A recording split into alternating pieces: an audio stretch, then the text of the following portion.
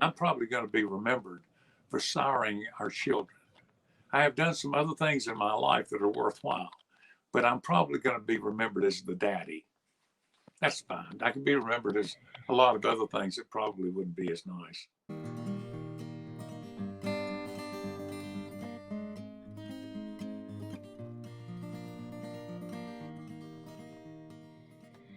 Hi everyone, my name is Jasmine Pritchard. I own and operate SongRise Studios out of San Francisco, California.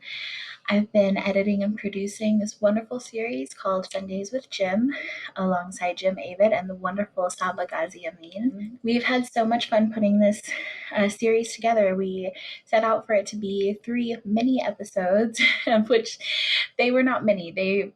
Each episode got a little bit longer as we went. I decided to do this episode because throughout the couple of months that we were filming and editing the series, I did like filler interviews with Jim to kind of dig deeper into some of the footage that I saw, to talk about reactions to the episodes, and uh, and it was really a joy. Each conversation or each interview that I had with Jim also got a little bit like longer as we went, because I was having so much fun and I wanted to show you some of these conversations that really just flowed like the friendly conversations that we have.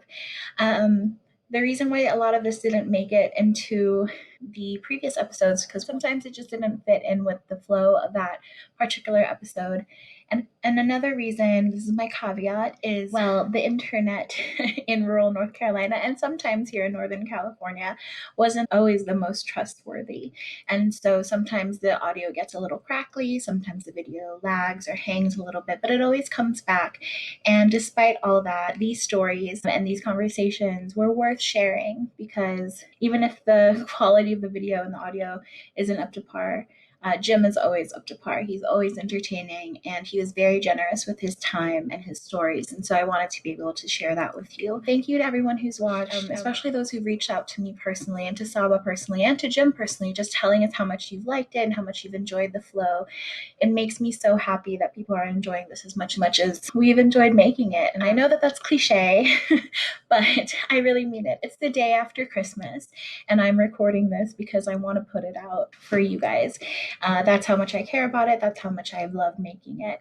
And so, seriously, thank you. I hope that you enjoy just a little bit more of Sundays with Jim Avett with this bonus episode, Outtakes with Jim Avett. Enjoy.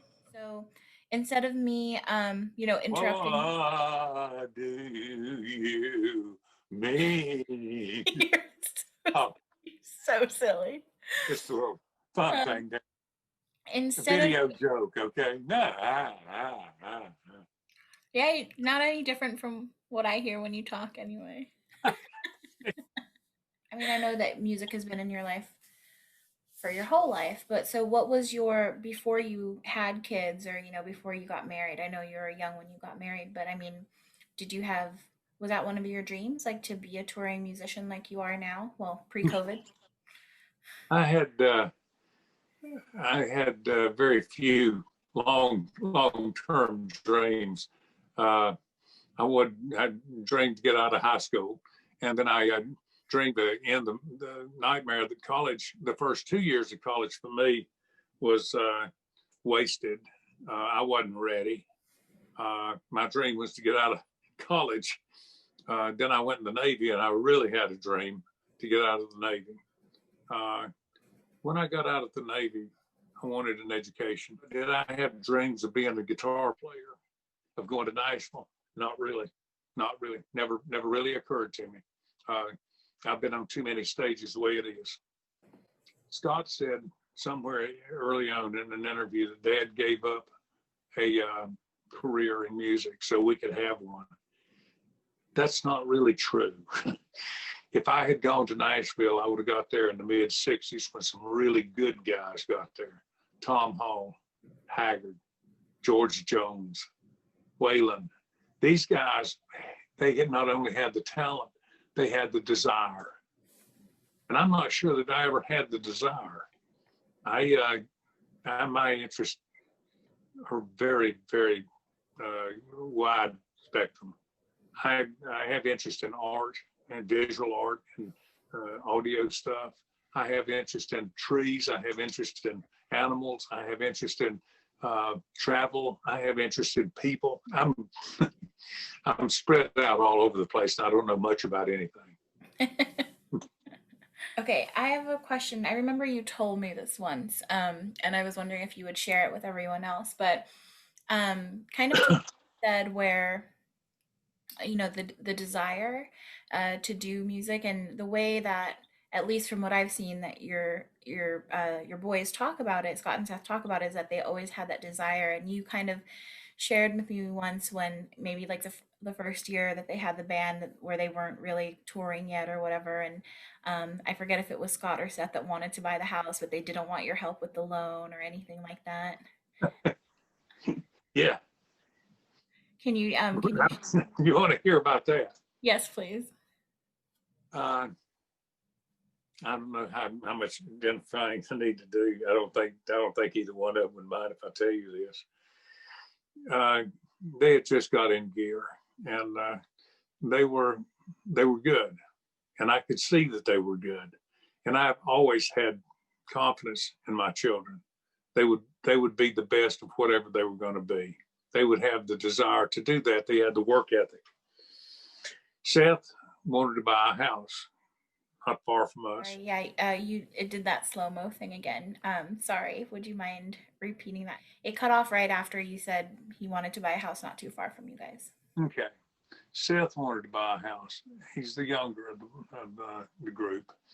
And so this lady, her daughter came and said, we'll take $80,000 for the house. The house was built in 1941 or whatever. And it had an acre and a half land with it. And so Seth said, Dad, I want to pay for this myself. He said, I want to get a loan. I'd never had a loan. I said, okay. So we went to see a banker that I did business with. And he was an old guy like me. He said, Seth, how much money do you have? Or how much did you make last year? And Seth said, not much. The guy said, well, did you make $50,000? And he said, no, I didn't make that much. He said, well, he looked at me and sort of grinned. He said, well, did you make 30? And Seth said, no, not that much. And he said, well, how much? And Seth said, well, probably $8,000. And the banker said, it's going to be tough to work with. I said, don't worry about it. I got a plan. So we went out, and Seth and I sat down in the car, and I said, my place is paid for, and I can take a loan, the second mortgage out against my place, and I will. What I'm going to do is I'm going to give you, and we agreed to give the lady $85,000, not 80, because this was the last that she had to sell, and it was worth 85. So I told him, I said, what we're going to do is I'm going to go to the bank and I'm going to borrow $85,000. You're going to go to the woman and have her give you the deed with this check. You give that to her. She'll give you the deed. You go down to the bank and tell the banker you want to borrow $85,000 against that house and land. You'll get the loan. You give me back the money, and you're in debt, and I'm paid off. And that's exactly what we did. And I don't see why you don't get creative and help those out you need to help out. It didn't hurt me at all. It's just another way of getting there. But I guess we were lucky enough. I'd worked hard, and I had paid off our place. And by the way, the other day when we were talking about, and you don't know whether you'll put this in or not, I don't like to sound like I'm a rich man. When I said, when land comes up for sale around me, I would buy it. I would if I could afford it. But I never did pay more than $1,000 an acre for any of the land that I own. I paid $500 for most of it. So it was a different kind of deal. Nowadays, things have gone up so very much. Like these guitars. When I paid $500 for a guitar, that guitar is worth at least three or four times what I paid for it. Is that enough? Yeah, no, that's great. I think The reason why I asked you about that, even though I knew that story, is because I think that it's, it's just a way of, we know that you are so proud of your children, but this is a way of like kind of, putting your money where your mouth is because they weren't successful yet. And yeah, I remembered that, figure of like $8,000 a year. I don't know if my mom would have been like, I know you can have this house. Well, So, I told when we rode away, and I told him what the plan would be if he would agree to it. I would do that. He told me, he said, Dad, he said, I'm going to pay for this land, for this house. He said, I don't want any help with it. He said, if I don't make enough doing one job, I'll get two jobs. And I said, I have no question you'll be a success at it. And if you get in trouble with it, don't panic. You can always get a roommate, or you can move out and move back into our apartment and rent your house out until you can get on your feet better. There's always other ways of doing things. It's not just set in stone. It's got to go that route. yeah. And I think that, But uh, I had every confidence in all of our children, all three of them. They would make a success of whatever they wanted to do. oh, I believe it. I believe it. And I just think it's important to share that with people. That's why I asked you I about it. think I think that the people that hear this need to remember, um, the little ones need some help, and you're able to do it, and they're yours.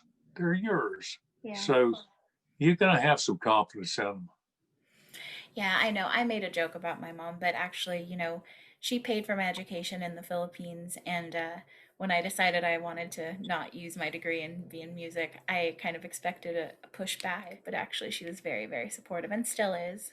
We took our children, uh, and let them, after each one of them, Bonnie and Scott and Seth, all took piano. Um, it's hard to start out with stringed instruments. Um, they hurt your fingers, and little kids we give up, and they don't have success with it. And if they don't have success with something, they're probably not going to go back to it willingly. So the best thing to do is start with piano and let them learn some theory there. And then if they pick a stringed instrument, go for it. Seth and Scott both played guitar, and then Scott got interested in banjo, and that's where his expertise is. Um, Bonnie went. She stayed with piano more than anything else, dance and piano. So um, that that old banjo, like I say, I've got probably half a dozen of them. I've got probably three or four dobros, and I don't play a dobro either. And I have a couple of instruments that I have no idea what they are. They're just interesting. Yeah, I bought an auto harp from you. Do you even remember where you got that? I think that auto harp came from a flea market. I believe it did. I'm not sure. Nice. Okay. I was thrilled that you wanted it, and I would have gladly given it to you. You didn't have to pay for Well, thank you. It's getting some use. it. Good, good. Okay, well, so we've talked about the boys a bit. Thank you for sharing, but I want to talk to you about my favorite of your children. She's the one I've like, interacted with the most, but I think Bonnie is just so sweet and so graceful Yeah. and so She amazing. is. She is. You're right on the money with her. She's she is a great talent. She's a great person. Uh, she's the apple of my eye. She did shows with me probably maybe a dozen a year, sometimes a few more than that. But we did shows together, just to kind of keep it going. She got into the Avett brothers when they had an opening, and they thought enough of their sister. They needed a piano player. She is a piano player, and she's a singer too. So, uh, and her kids were grown up enough to be able to get along without her constant supervision. So uh, it worked out. And one of them was getting ready to go to college, and they needed money. So anyway, uh, that that's what is with that. But Bonnie is a special person. So was it Exactly. just that? Was it just that they just had an opening and they asked her and? Yeah. Yeah. The stars lined up. She could go at that time. Before that time, I don't know that she could have gone. You talked to me once about something that I find really interesting about the Avett Brothers process, especially when they're recording, how they kind of all get a chance at recording an instrument or playing an instrument. Since especially Scott and Seth, they're multi-instrumentalists. Can you talk about that a little bit? They want the best recording that they can get. When you go to record music, you can throw the ego out the window. You can leave that at the door. If there's somebody who plays guitar better than Seth on a certain song, everybody gets a chance at it. And if one of the other guys plays that riff better, that's the one they're going to use. And it's the same thing with the drums or with a banjo. And if when I go to record a song, I will record the bass line myself, the main line. I've got friends. I've got a guitar player friend out in California. I got one in New York. I got one in Ireland, and I will send this bass line to them and say, "This is a song I'm working on. Do you have something for this song?" And it may be that two of them decide they don't really, don't connect with the song, but the other one says, "Yes, I got something for it." And so he'll do his recording and send it back. And I may have 3 or 4 or 5 guys do this, and they may all have something for it. And I got to pick which one I like the best, because I want the best recording you can get out of it. It's all about the music. It ain't about Jim Avett. It's about the music. Wait, who's the troublemaker? Probably Max. One of Scott's. Yeah. Is he the eldest? He's not. No, he's in the middle, and he's not trouble. The trouble is one of the girls, and that'd be Eleanor. Eleanor is full of herself, and a darling child, and very, very capable. Very smart. I'm not saying this because we're kinfolk. Yeah. She is. She's a very capable child, and she is also gets into stuff. She knows just how far she can rattle the cage before the monster will come out. Yeah. Anyway, they are all individuals, and they do very well at what they do. What they're interested in, they do very well. Horse riding for a couple of them. Animals. Max, I've got pictures of Max holding snakes. Oh, he will pick up a snake in a heartbeat. Eleanor got bit by a snake at their school. Yeah. And when she came home, they had a Band-Aid over it, a couple of little puncture marks from a non-venomous snake. And Scott asked her, said, "Well, did you cry?" And she said, "Not at school." She said, I never cry at school. Wouldn't be a good policy, honey. A good policy. And then one of your grandkids is an artist too, right? Yeah, that's Carmen. She's also a dancer. Carmen's a dancer and an artist, and she's the oldest. She's the one in college. She's the college. And she is a dear person, a very talented person. I am blown away at her art. She is the oldest and has developed at 19 years old something that you can recognize. I think we've seen, was it a drawing or a painting of like the Peanuts characters? I think like Seth has had it in some of his videos that you've done.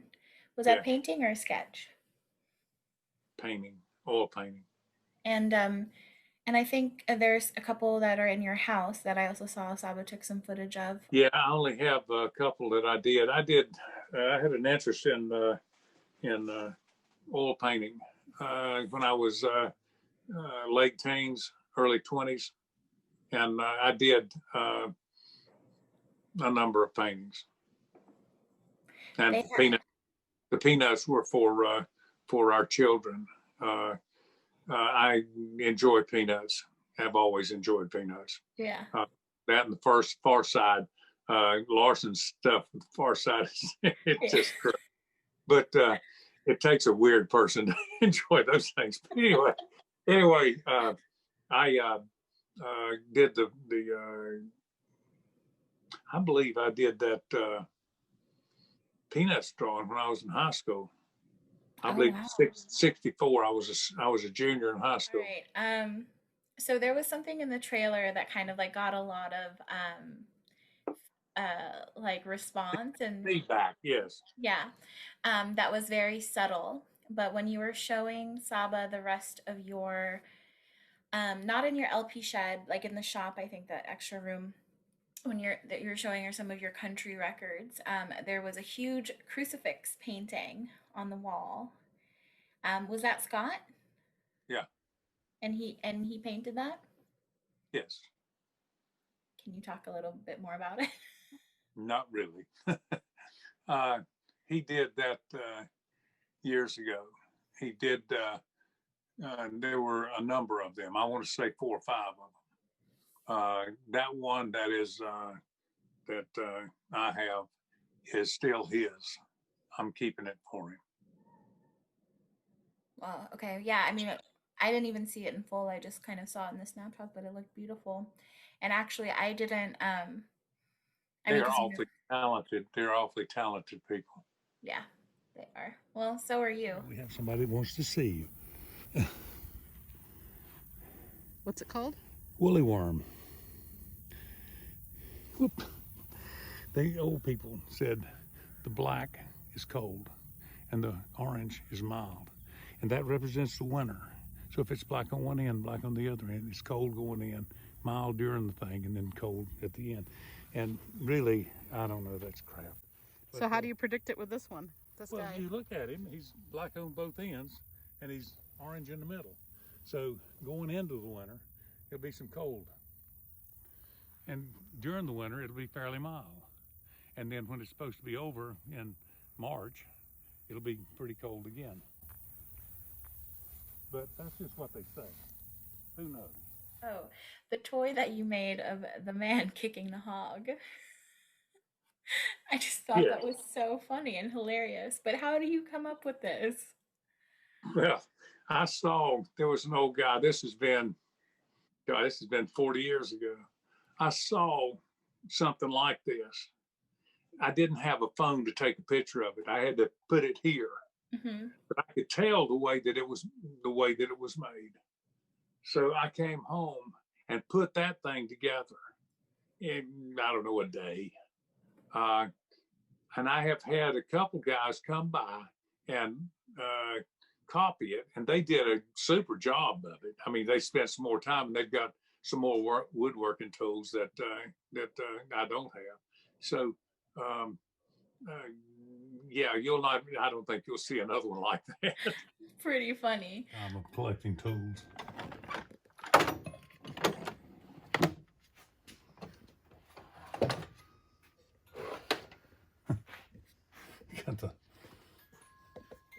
They found holes in leather or rubber. These were tools of a plumber when they made their own washers, and they made them out of leather. Have you used them? Well, no, I don't make any. I punch out some leather now and then, but these are these. This, you can take a metal bar and spin these things around it and put threads in it and make your own bolt or screw. You can straighten up one that has been fouled. These are God, from the 20s.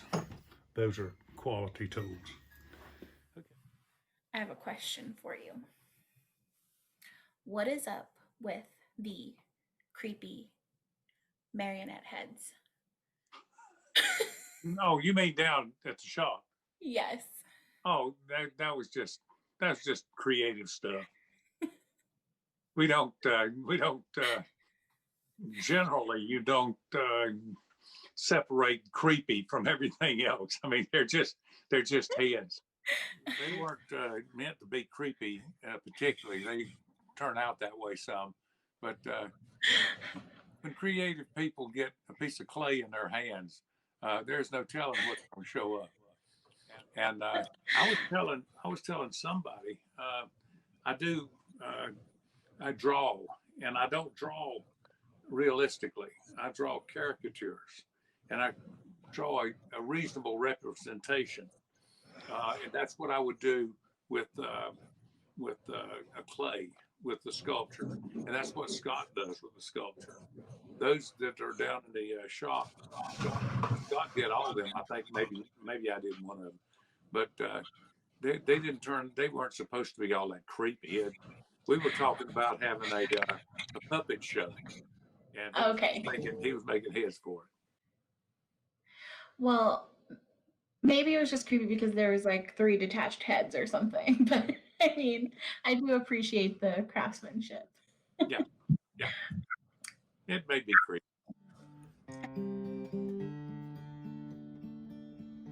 For strong winds that blow lonely, 7 seas that run high, all these things that don't change, come what may. But the good times are all gone, and I'm bound for moving on. I'll look for you if I'm ever back this way. Think I'll go out to Alberta, weather's good there in the fall. Got some friends there I can go working for. Still I wish you'd change your mind if I ask you one more time. But we've been through that 100 times before. For strong winds that blow lonely, 7 seas that run high, all these things that don't change, come what may. But the good times are all gone, and I'm bound for moving on. I'll look for you if I'm ever back this way. If I get there before the snow flies, and if things are going good, you could join me if I sent you down the fair. But if you wait until the winter, it would do no good, 'cause the wind sure blows cold way out there. For strong winds that blow only, 7 seas that run high, all these things that don't change, come what may. But the good times are all gone, and I'm bound for moving on. I'll look for you if I'm ever back this way.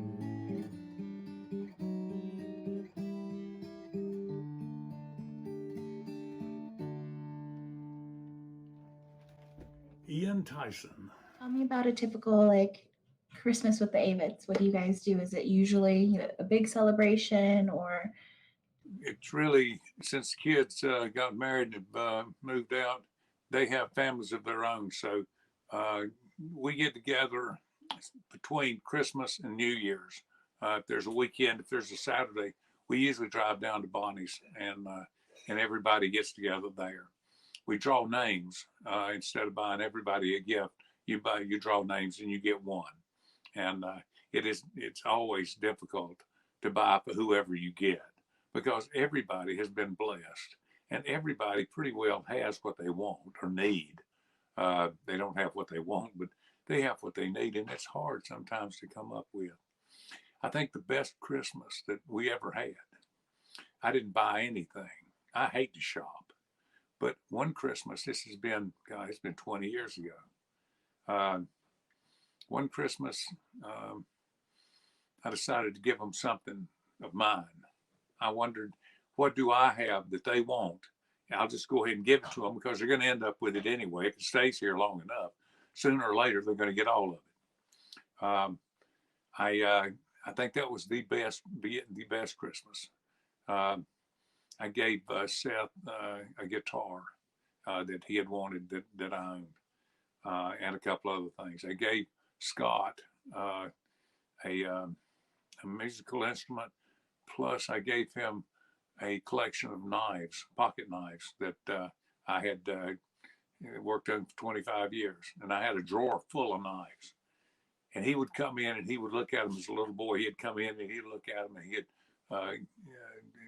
be amazed.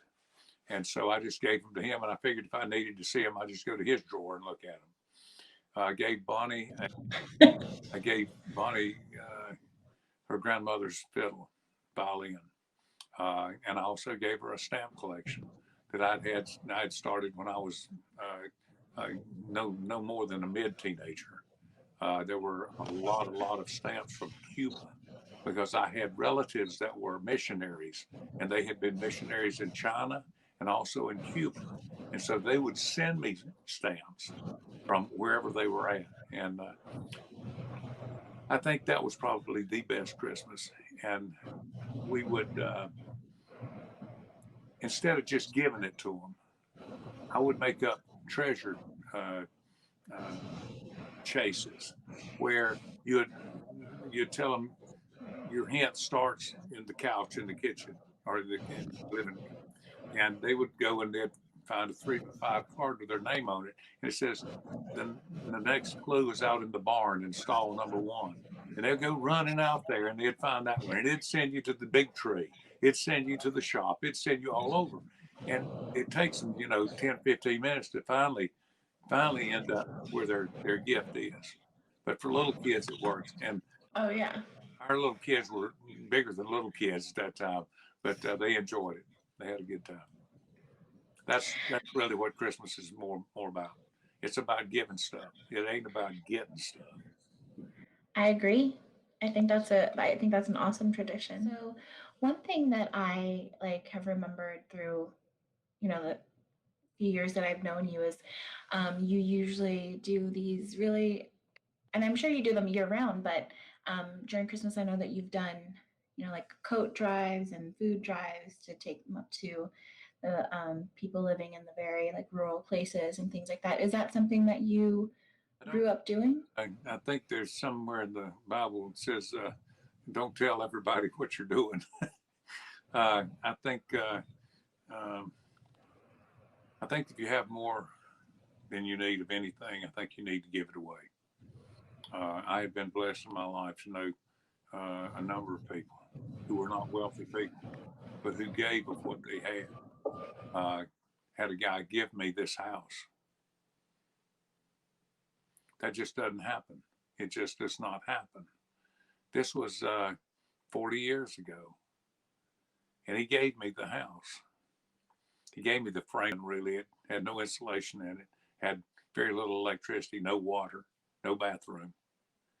But if you start with something, it's better than starting with nothing. It took me 2 years to build a house, and it's served its purpose. It's done very well for us. I think that if you have more land or cars or clothes or food or money or anything else, time, give it to somebody who doesn't have enough. It will, you'll not miss it. You got plenty. You'll not miss it. Is this something that you've always done? When I got to the point that I couldn't always do that. By a long shot, I couldn't for an awful long time. But when I started noticing that I had more cars than I needed, it was time to give them away. I've always given clothes. I always, give to the Kidney Foundation or the Goodwill or whatever. And don't wear it out. Don't just give them junk. Give them some stuff that other people can use. Okay, so one thing that I think is really sweet, I've been monitoring, the comments and the feedback from the first episode, and there are people who are like, I don't know if you remember this, but you gave me my first Doberman, or you gave us a bull, or, there are people who obviously have been impacted by your kindness. And the second time I met you, we were at your show in Denver, and I met a guy. Was it Lucas? Lucas, and he had come. I had come early to kind of film our promo video for our show, and he was there. And he asked me how I knew you, and then I asked him. He's like, he gave me my very first guitar when I was about 12 years old, and he taught me how to use it. And so I wanted to show him that I've been working on it, and I think that's so sweet. And and this isn't. It just seems that there's a lot of people. I knew that he couldn't afford that kind of guitar at that time, and I had more than I could use. Took it to him to get him started. He liked the guitar really well. I got other guitars. I just gave it to him. Yeah, you do. Wasn't any great thing on my part. He needed the guitar, and he's used it. And he's a pretty good guitar player now. Yeah. Yes, you do have other guitars, I've noticed, and you talking about, collections like that you've given away, stamps and knives. So is this a thing? Would you call yourself a bit of a collector? I appreciate a fine instrument, whether it's a guitar, fiddle, banjo. I've got some instruments that you don't have any idea, because I ain't got any idea. Wait just a second. Okay. See, I see a collection of candles right there. You've never seen anything like this. What is that? Is that like a lute? It is called a rabah. A rabah. Oh, wow. Look at that. It's got, I don't know how many strings, probably 40 strings on it. I found this at a flea market. And I asked the guy what it was, and he told me it was a rabah. People in India and Pakistan play this thing. This is made out of one piece of wood. So there's somebody spent an awful lot of time carving on it. This is skin covering it, like you would a banjo. Look at the inlay. That's gorgeous. It's amazing. It's amazing that anybody would spend that much time putting something in. And there are other like instruments in this room that I bought because of the oddity. I appreciate musical instruments. I didn't start out to be a collector. Every guitar that I have a reason for having it.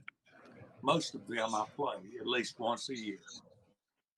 I will end up, and I probably need to start getting rid of some of it now. I have found that your kids don't generally want anything you got. So, and I don't take offense at that. It served me during my life. It was part of my life. Our children have musical instruments of their own, and if there's anything here that they want, they can have it. But I really need some more room in this room, and I need to get shed of some of these guitars. I'd wash my mouth out with soap. I don't know that I'm ready for that, but they're going to have to go.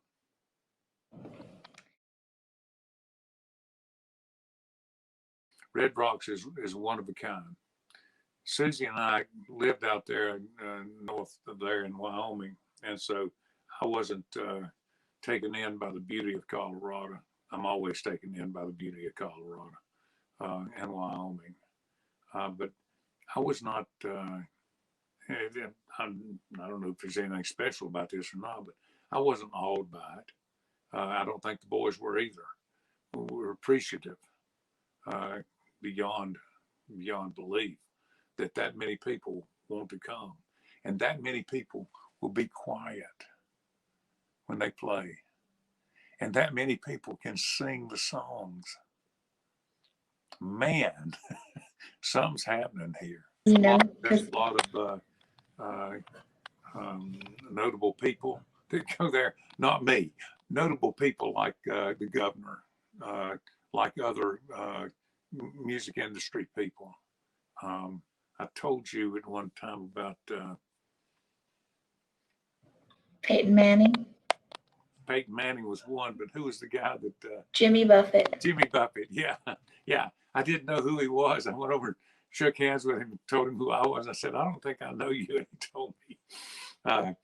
Same thing with Peyton Manning. I should be able to recognize these people, but they travel in different circles than I do. So it's not, I don't think it is a reflection on them that I don't know them. It may be a reflection on me that I don't know them. Maybe I'm supposed to know everybody, but I don't.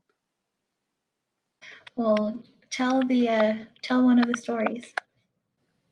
I was walking through, the boys were on stage and the show was going on.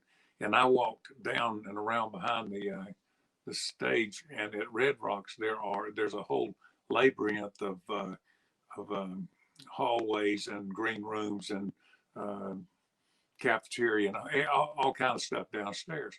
I went by one of the green rooms, and the security guy said, "There's a man in here that wants to meet you." And I said, "Okay." And that's not real unusual. I don't know why they would want to do that, but that's not real unusual. So I walked in and I looked at this guy and I said, "You look like somebody I ought to know." I said, "My name's Jim Avett." And he said, "I'm Peyton Manning." And he laughed and I laughed. And I said, "Let me get a picture of this. There's nobody going to believe this." And I did. And of course, he's about 3 heads taller than I am. He's a big guy. Nice guy, too. Jimmy Johnson, race car driver, the same thing. Rick Rubin. Rick Rubin is a guru. He is an absolute, he's a friend of music. He's a friend of artists. And he welcomed the boys with open arms. Just nice a person as you'll ever want to meet.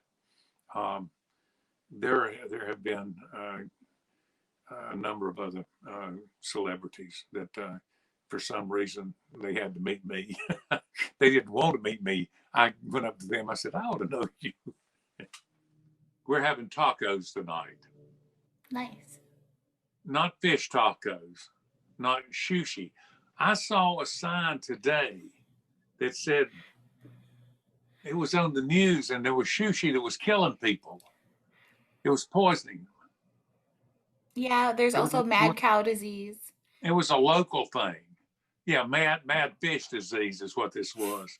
You can't even say sushi. You say sushi. Raw food. That's what it is. Okay. Say God doesn't mean you to eat raw food. Repeat after me. Sue. Sue. Yeah. I said repeat after me. Sushi sucks. No, just sushi. You keep saying sushi. Sushi. I don't have to say it right. You know, I'll order it anyway. It's and really. If I do order it, I will say raw fish. It's really close to your wife's name. You should be able to say it. Oh, okay. Well, I don't need to. I can't imagine anywhere in the rest of my life needing that word.